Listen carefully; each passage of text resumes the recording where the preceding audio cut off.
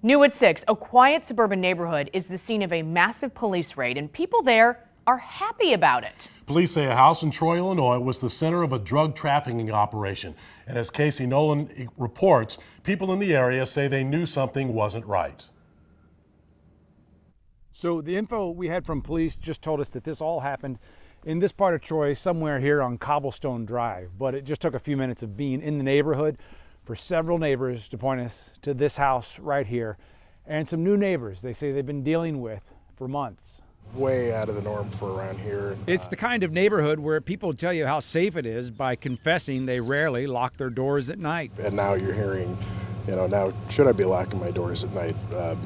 Leave my garage door open. It's definitely a little different now. Different, neighbors say, since a man by the name of Rico Hogan moved into this house in October of last year.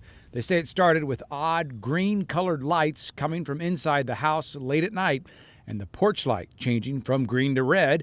Then there were the security cameras where now you can just see their cables, and the traffic. People coming and going late at night, staying for only about 10 minutes at a time. They had a lot of flashy lights in the cars in the house.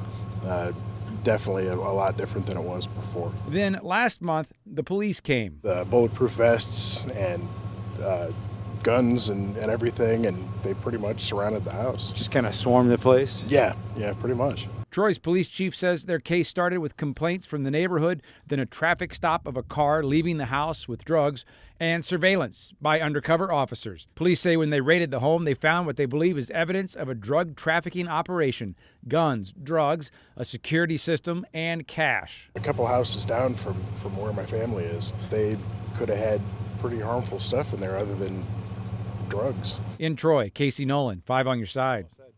59-year-old Rico Hogan now faces 17 felony charges. Neighbors tell us they're worried people have been breaking into the home since his arrest, but police say they've been escorting people with court orders to reclaim items inside the house.